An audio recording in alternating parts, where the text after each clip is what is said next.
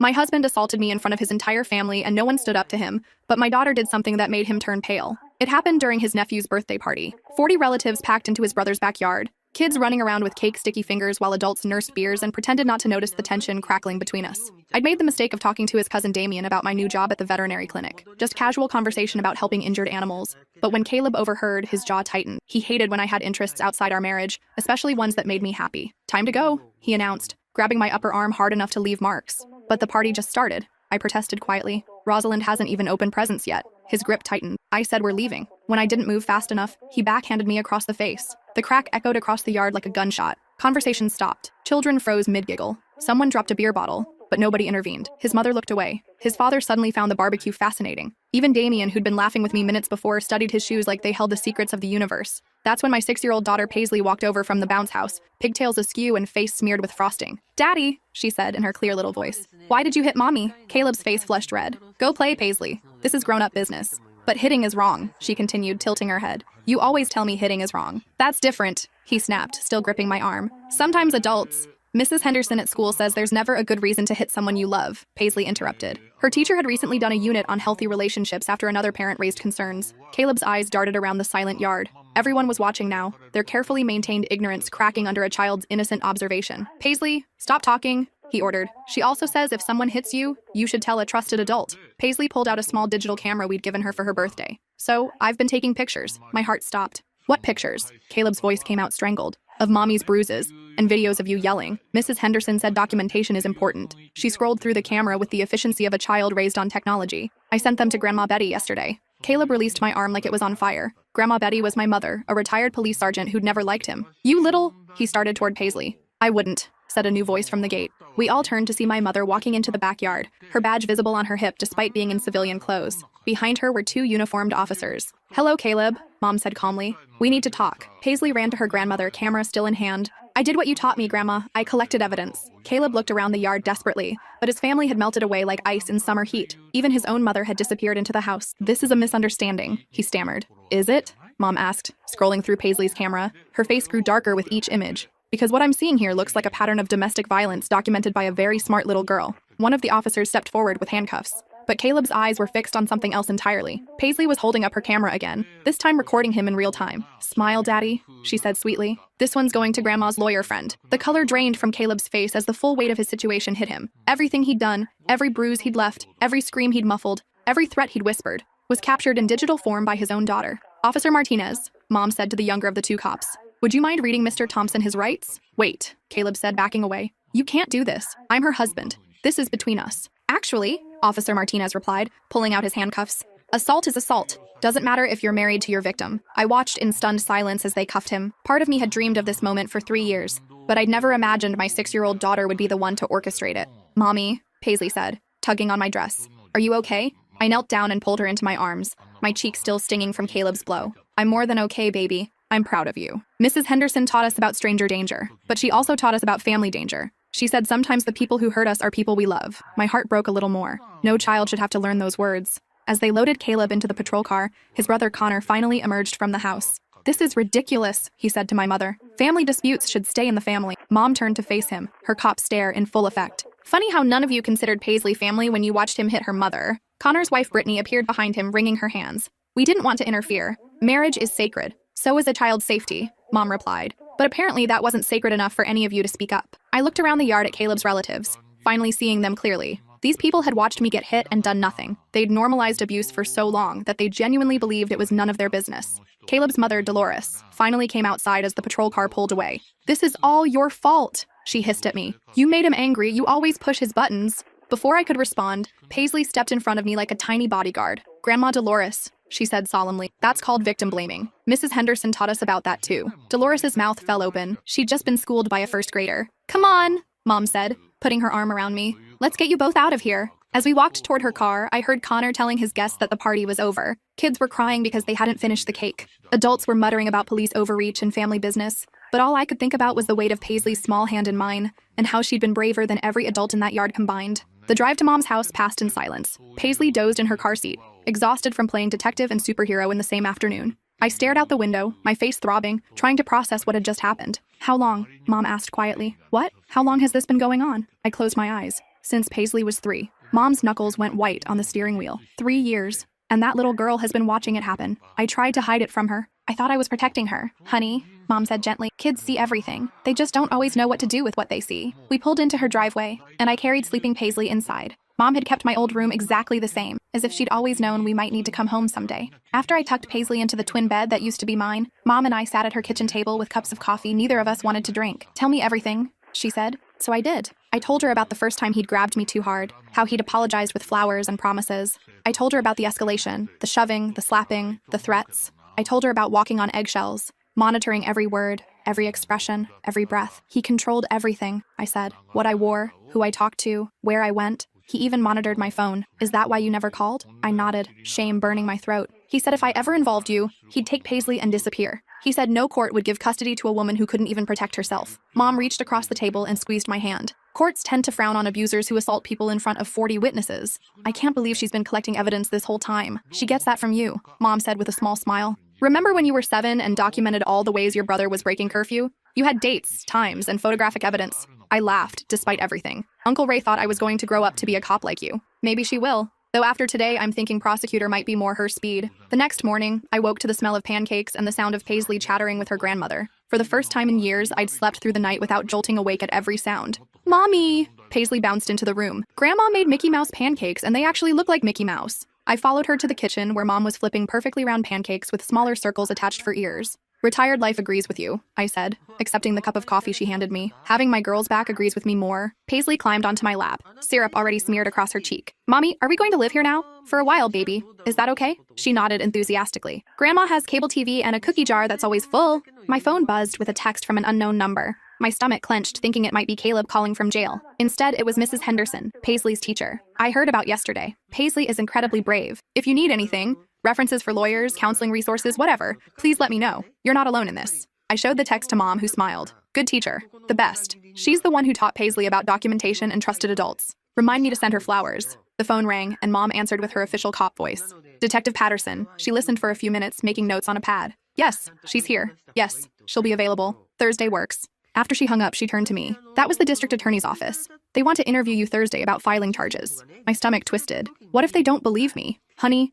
they have photographic evidence, video recordings, and 40 witnesses who watched him hit you. He's going to prison. But what if? No what ifs, Mom said firmly. You're safe now. Paisley's safe. And tomorrow we're going to start figuring out the rest. The rest turned out to be more complicated than I'd expected. First, there was the matter of our house. Caleb had inherited it from his grandfather, which meant I had no legal claim to it. All my belongings were there, along with Paisley's toys, clothes, and books. We'll get an escort to collect your things, Mom said. Officer Martinez offered to facilitate it. I don't want to go back there. You don't have to. I'll go with Officer Martinez and pack everything up. But Paisley had other ideas. I want to get my stuffies myself. They get scared when strangers touch them. So Tuesday morning, we found ourselves standing in front of the house I'd called home for 4 years. It looked smaller somehow, less intimidating in the daylight. Officer Martinez met us at the door. He was younger than I'd expected, with kind eyes and a gentle voice. We'll move quickly, he said. Get what you need and get out. Walking into that house felt like entering a crime scene. Everything looked normal. The throw pillows I'd arranged just so, the photos on the mantle, the coffee mug Caleb had left in the sink. But the normalcy felt sinister now, like a stage set for a play about happiness. Paisley ran straight to her room, hugging each stuffed animal like she was rescuing prisoners of war. I moved through our bedroom mechanically, throwing clothes into garbage bags. I didn't want to take time to fold anything. I just wanted out. In the closet, I found the jewelry box Caleb had given me for our first anniversary. Inside was the promise ring he'd bought me before we got married, when he was still pretending to be someone worth loving. I left it there, but I did take the small wooden box hidden behind my winter coats. Inside were photos from before I met Caleb, me with college friends, family pictures, evidence of the person I used to be. Mommy, look what I found, Paisley said, appearing in the doorway with something in her hands.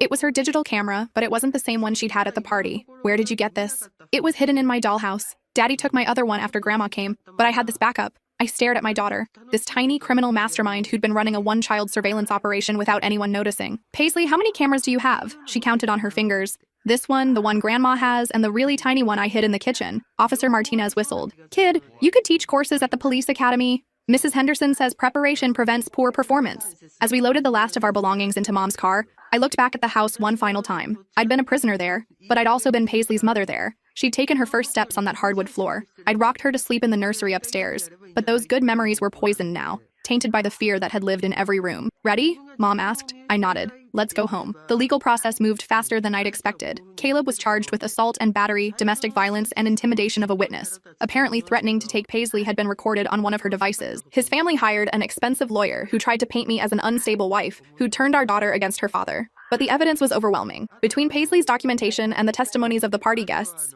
the case was airtight. Caleb took a plea deal to avoid a trial. 3 years in prison, 5 years probation, mandatory anger management, and a restraining order that would last until Paisley turned 18. It's not enough, Mom said after the sentencing hearing. It's enough for now, I replied. And it's more than I thought possible 6 months ago. Caleb's family blamed me entirely. His mother called my mom's house repeatedly until Mom changed the number. His brother Connor showed up at the veterinary clinic where I worked, demanding I drop the charges. Your sister-in-law made her choice when she decided to side with a man who hits women, my boss, Dr. Rodriguez, told him. She's not available to discuss family matters during work hours. Connor left, but not before calling me a vindictive bitch, loud enough for the entire waiting room to hear. Small men make big noise, Dr. Rodriguez said afterward. Don't let them live in your head rent-free. The hardest part was explaining everything to Paisley in age-appropriate terms. How do you tell a 6-year-old that her father is in prison because he hurt people? How do you preserve her ability to love him while protecting her from his influence? I found a therapist who specialized in children from violent homes. Dr. Winters was a grandmother herself, with gray hair and infinite patience. Paisley is remarkably resilient, she told me after their 3rd session, but she's also carrying a lot of responsibility for an adult situation. We need to help her understand that keeping you safe wasn't her job,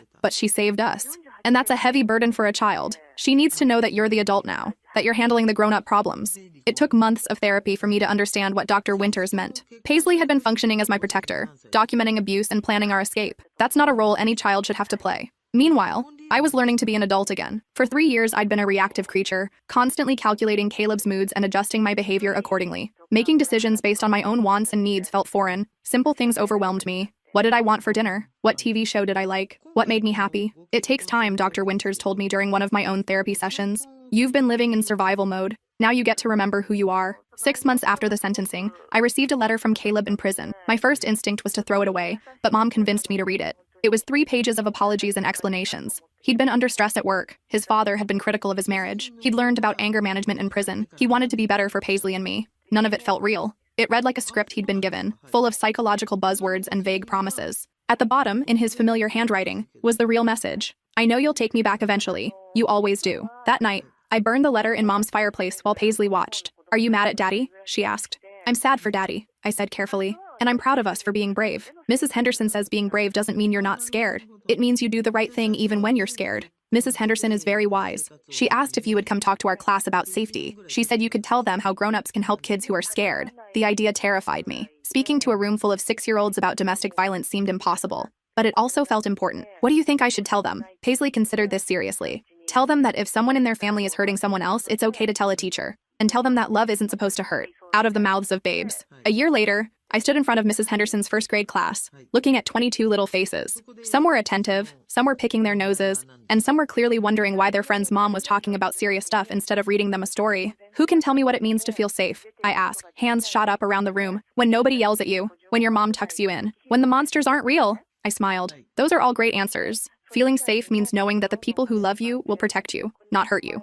A little boy in the back raised his hand. What if someone you love does hurt you? The room went quiet. Mrs. Henderson gave me an encouraging nod. That's a very good question, I said. Sometimes people we love make bad choices. They might yell or hit or say mean things, but that doesn't mean you deserved it. And it doesn't mean you can't ask for help. Like Paisley did? A girl named Madison asked. Exactly like Paisley did. She saw something wrong and told trusted adults. That was very brave. Are you and Paisley's daddy friends now? Madison continued. I glanced at Paisley, who was sitting crisscross on the carpet with her classmates. She nodded at me, giving permission to tell the truth. No, we're not friends anymore. Sometimes when people make really bad choices, the consequences last a long time. But Paisley and I are safe now, and that's what matters most. After class, Mrs. Henderson walked me to the parking lot. Thank you for doing that. You'd be surprised how many kids live with violence at home. How do you handle it? Knowing these kids might be going home to dangerous situations? I do what Paisley did. I document, I report, and I trust the system to work. It doesn't always work fast enough, but it's better than doing nothing. She learned that from you. She learned it from you too. Children model what they see. She saw her mother's strength, even when you didn't feel strong. That evening,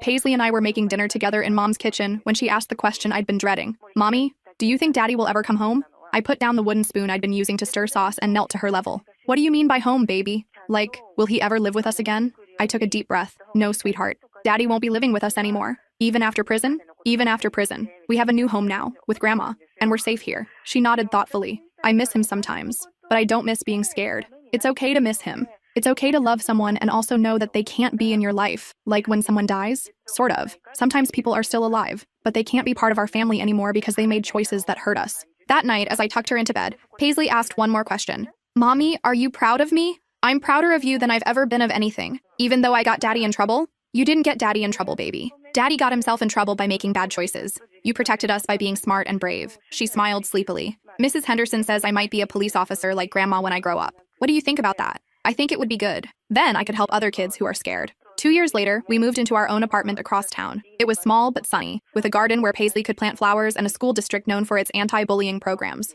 Caleb sent letters occasionally, but I stopped reading them. The return address was enough to tell me he was still in prison, still trying to manipulate his way back into our lives. When Paisley asked about the letters, I told her the truth. Daddy is trying to talk to us, but we don't have to listen. We get to choose who has access to our lives now. Can I read them when I'm older? If you want to. They'll always be yours to read or not read. She seemed satisfied with that answer. Dr. Rodriguez offered me a promotion to clinic manager, which came with better insurance and enough money for us to live independently. The work was rewarding. Helping animals heal felt like metaphor for my own recovery. You've changed, Dr. Sao. Rodriguez told me one day as we locked up after a particularly busy day treating a litter of puppies whose owner had brought them in for their first shots. How so? When you started here, you jumped every time the door chimed. Now you laugh when the cats knock over the water bowls. She was right. Somewhere along the way, I'd stopped living in a constant state of hypervigilance. I could enjoy small moments without scanning for threats. That doesn't mean it was easy. Loud noises still made me flinch. Unexpected touch still made me freeze. Dating seemed impossible. How do you explain to someone that your last relationship ended with your daughter collecting evidence for the prosecution? But I was learning to live with my scars, instead of hiding from them. On Paisley's 9th birthday, we threw a party in our small apartment. Mom came, along with Mrs. Henderson and some of Paisley's school friends. It was loud and chaotic, with cake smeared on furniture and balloons popped by overexcited children. Best party ever, Paisley declared, as I was cleaning up afterward. Even better than the ones at the big house? She considered this seriously. Those parties weren't really fun. Everyone was always watching to make sure nobody made Daddy mad. I'd forgotten about that. How even birthday parties had been exercises in tension management. How we'd all walked on eggshells, afraid to be too loud or too messy or too anything. These parties are better, she decided, because we can be ourselves. That night, after the last guest had left and Paisley was asleep surrounded by her new art supplies, I sat in my living room with a cup of tea and finally allowed myself to feel proud. I'd gotten out. I'd kept my daughter safe. I'd rebuilt our lives from nothing. 3 years ago, I'd been a victim. Tonight, I was a survivor. My phone buzzed with a text from an unknown number. For a split second, the old fear returned. Was Caleb out early? Had he found our new address? But it was Mrs. Henderson texting from a new phone. Saw the photos from Paisley's party on the class group chat. You both look happy. Proud of you both. I smiled and texted back. Thank you for teaching her that love shouldn't hurt. Thank you for showing her what strength looks like. The next morning was Saturday, which meant pancakes and cartoons. Paisley padded into the kitchen in her pajamas, hair sticking up in every direction. Mommy, I had a dream about the camera. Which camera? My first one. The one that started everything. I flipped a pancake, waiting for her to continue. In the dream, I gave it to another little girl who needed help, and she knew exactly what to do with it. That sounds like a good dream. It was. Because maybe my camera can help other families too. Later that day, we drove to the women's shelter where Mom volunteered once a month. In the car, we had a bag full of digital cameras, cheap ones I'd bought online after Paisley suggested we give them to kids who might need them. Are you sure about this? I asked as we pulled into the parking lot. Mrs. Henderson says when you have a superpower, you have to use it to help other people. What's your superpower? Documentation, she said solemnly, and being brave when grown-ups forget how. Inside the shelter, we met children of all ages who were living with their mothers in the temporary housing. Some were shy, some were defiant, and some were old beyond their years. Paisley taught them how to use the cameras, explaining about taking pictures of injuries and recording conversations. She showed them how to hide the cameras in toys and how to upload files to cloud storage. The most important thing, she told a group of kids ranging from 5 to 12, is finding a trusted adult. Teachers are good. So are nurses and police officers and grandmas. One little boy, maybe 7 years old, raised his hand. What if the trusted adult doesn't believe you? Then you find another one, Paisley said matter-of-factly. Keep trying until someone listens. An older girl, probably 11, asked, what if you're scared to tell? Paisley considered this question seriously. Being scared is normal, but being safe is more important than being scared. On the drive home, I watched my daughter in the rearview mirror. She was humming and drawing in her sketchbook, completely unaware that she'd just potentially saved multiple lives. Hey, Paisley? Yeah? I love you. I love you too, Mommy. And I'm proud of us. Proud of us for what? For turning our bad story into a good ending. 4 years later, Paisley was 13 and starting 8th grade. She'd grown into a confident teenager who still preferred combat boots to cute shoes and carried her camera everywhere. She'd won the school's journalism award 3 years running for her documentary projects. Her most recent film, about domestic violence awareness, had been selected for the State Middle School Film Festival. I want to study criminal justice in college, she told me one evening as we were doing homework together at the kitchen table. Maybe go to law school after that. That's a big goal. You sure you want to spend that much time in school? Someone has to prosecute the bad guys. Might as well be me. Her confidence still amazed me. This kid who'd grown up witnessing violence had somehow emerged determined to fight injustice rather than hide from it. "Can I ask you something?" I said, closing my laptop. "Sure. Do you ever regret what you did? Getting your father arrested?" She looked up from her algebra homework, pencil still in hand. "Do you ever regret leaving him?" "Never." "Then there's your answer." That weekend, we drove to the state capitol for Paisley's film festival. Her documentary, titled Love Shouldn't Hurt, featured interviews with domestic violence survivors, expert commentary from lawyers and social workers, and her own narration about recognizing warning signs. At 13, she was the youngest filmmaker in the competition. "Nervous?" I asked as we took our seats in the auditorium. "Excited," she corrected. This is important work. When her film played, the audience was completely silent. You could hear people crying during the interview segments. Several adults pulled out their phones to take notes during the resource list at the end. Paisley won first place. During her acceptance speech, she looked directly into the camera and said, "If you're watching this and someone in your family is hurting you or someone you love, please tell a trusted adult. Document everything. And remember that you deserve to feel safe." Afterward, a woman approached us in the lobby. She was middle-aged with kind eyes and a firm handshake. "I'm Attorney General Morrison," she said. "I'd like to talk to your daughter about maybe interning with our victim advocacy program when she's older." "She's only 13, I pointed out. "I know. I'm thinking ahead. We need more people like her in the legal system." That night, in our hotel room, Paisley and I ordered room service and watched terrible movies on cable TV. During a commercial break, she looked at me seriously. "Mommy, are you dating anyone?" The question caught me off guard. "Why do you ask?" "Because you deserve to be happy. And I'm old enough now to know that not all men are like Daddy." She was right. Over the past few years, I'd met several decent men through work and Mom's church, but I'd always found excuses not to pursue anything serious. "I might be ready to try dating again," I admitted. "Good, but if anyone ever makes you feel scared or small, we're leaving immediately. Deal." And they have to pass the Paisley test, which is, they have to respect you even when they think I'm not watching. Smart kid. 6 months later, I went on my first real date in 7 years. His name was Vincent, and he was a veterinarian who'd recently joined our practice. He was gentle with animals, patient with difficult pet owners, and had never once raised his voice in the 3 months I'd known him. Our first date was coffee, because coffee is safe. If someone shows their true colors, you can leave after 1 cup. Vincent didn't show any red flags. He asked about my interests, listened when I talked, and didn't try to touch me without permission. He didn't ask about Paisley's father or why I was a single mom. He just accepted that we came as a package deal. Our second date was dinner at a family restaurant Paisley had chosen. She grilled him like a seasoned prosecutor. "What's your stance on hitting?" she asked before he'd even ordered. "Paisley," I warned. "It's okay," Vincent said. "That's an important question. My stance is that hitting is never acceptable. Violence is never the answer to any problem. What if someone was trying to hurt someone you love? Then I'd call the police and let trained professionals handle it." "What if the police couldn't get there in time?" Vincent thought about this seriously. "Then I'd do whatever was necessary to protect them without becoming violent myself. But I'd exhaust every other option first." Paisley nodded approvingly. "You passed the first round. There are more rounds?" Vincent asked, amused. "Oh yes, this could take months." It took 6 weeks. 6 weeks of careful observation, background research that would have impressed the FBI,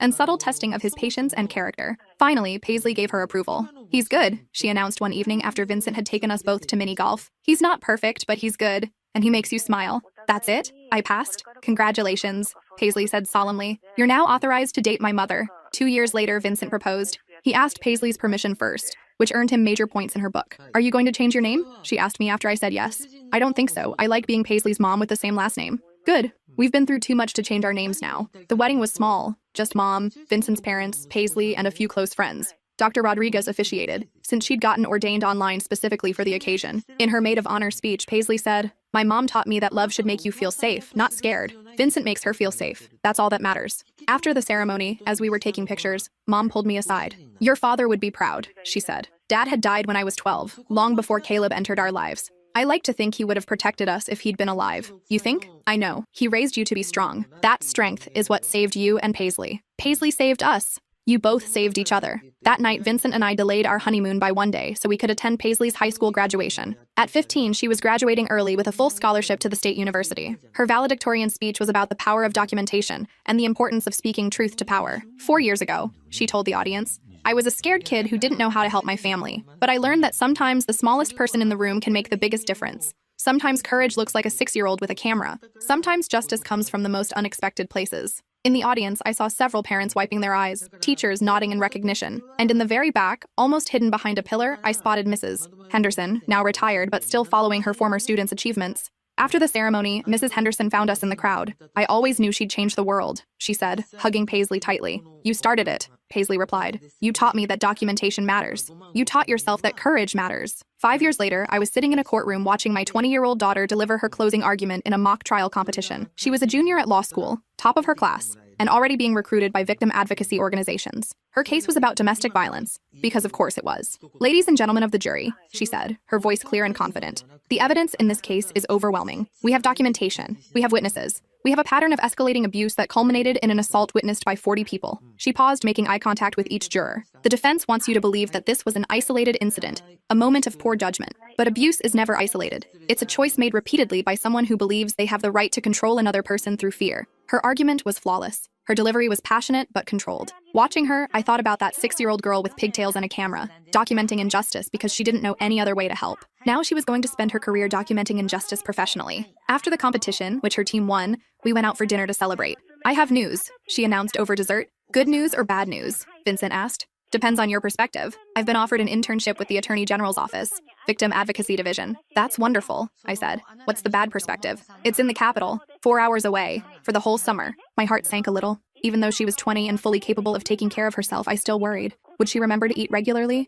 Would she be safe walking to her car at night? Would she call if she needed help? "You have to take it," I said. "Are you sure?" "Paisley, you've been preparing for this your entire life. This is your chance to help other families like ours." She smiled. "I was hoping you'd say that." That summer, Paisley called every Sunday to update us on her work. She was helping to develop new protocols for interviewing child witnesses in domestic violence cases. She was researching the effectiveness of digital evidence in prosecution. She was doing exactly what she was meant to do. "I met a detective today who knew Grandma," she told us during one call. "She said Grandma was legendary for never giving up on a case." "Your grandmother is legendary for a lot of things," I said. She also said that some of the best cops are people who've seen injustice up close, people who have personal stakes in making sure the system works. What do you think about that? "I think our bad experiences don't define us, but they can inform how we help other people." After she graduated law school, Paisley was hired by the district attorney's office in our hometown. Her first case was prosecuting a man who'd been arrested for hitting his girlfriend in front of their 3-year-old son. The similarities to our own story weren't lost on either of us. "How do you feel about it?" I asked the night before her trial. "Like I'm exactly where I'm supposed to be." She won the case. The defendant got 2 years in prison and mandatory counseling. The girlfriend got full custody and a restraining order. "One down," Paisley said when she called with the news. "How many more to go?" "However many it takes." On the 10-year anniversary of Caleb's sentencing, Paisley and I visited Mom's grave. She'd died peacefully the year before, surrounded by her family and proud of the women we'd become. "I brought something for Grandma," Paisley said, pulling a newspaper clipping from her purse. It was an article about her latest case, a successful prosecution of a serial domestic abuser who'd terrorized 3 different families over 5 years. "She would have been proud," I said. She was proud. She told me before she died that watching us heal was the greatest victory of her career. We stood in comfortable silence for a while, remembering the woman who'd taught us both that strength comes in many forms. "Do you ever wonder what would have happened if I hadn't taken those pictures?" Paisley asked as we walked back to the car. "No," I said without hesitation, "because you did take them. You were brave when you needed to be. We both were." "Yeah, we both were." Last month, Paisley was promoted to senior prosecutor. She specializes in domestic violence cases and has a conviction rate that's the envy of prosecutors across the state. She's also engaged to a public defender named Carlos, who shares her passion for justice and her belief that everyone deserves to feel safe in their own home. "He proposed with a camera,"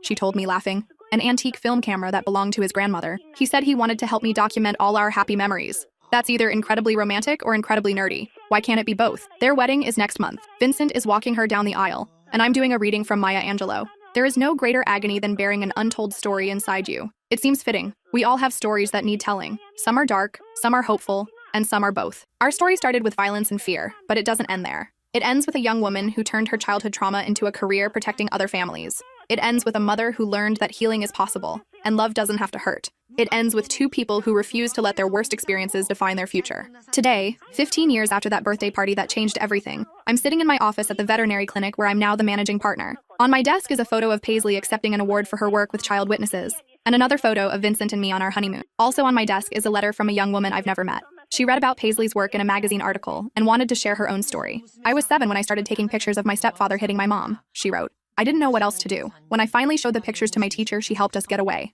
I'm 18 now and starting college with a major in criminal justice.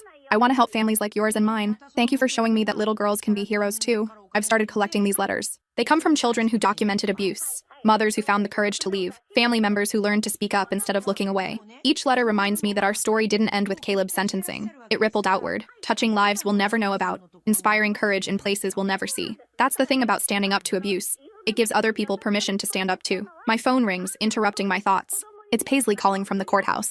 "Hey Mom, quick question. Do you remember the name of Mrs. Henderson's school?" "Roosevelt Elementary." "Why?" "I'm putting together a training program for teachers about recognizing signs of domestic violence. I want to invite her to be one of our keynote speakers." "She'd love that." But isn't she retired? Yes, but she still volunteers as a reading tutor. She's been helping kids for 40 years. She deserves recognition for the lives she saved. After we hang up, I sit back in my chair and smile. My daughter is planning to honor the teacher who taught her that documentation matters and trusted adults exist. The circle is complete. Or maybe it's just beginning, because somewhere out there, there's probably a scared child who needs to know that help exists, that someone will believe them, that courage can come in the smallest packages. And when that child is ready to speak up, people like Paisley will be waiting to listen. People like Mrs. Henderson will be ready to act. People like my mother will be prepared to protect. The cycle of abuse ends when ordinary people choose to do extraordinary things. Sometimes that means a 6-year-old with a camera. Sometimes it means a teacher who pays attention. Sometimes it means a grandmother who never stops fighting for her family. And sometimes it means a mother who finally realizes that her daughter's safety is more important than keeping the peace. Today marks 15 years since I stood in that backyard and let my 6-year-old daughter save us both. Tomorrow, I'll wake up in a house where love feels safe, next to a man who would never raise his hand to me, knowing my daughter is out there making sure other families can feel safe too. That's not a bad ending for a story that started with violence. Actually, that's not an ending at all. That's a beginning.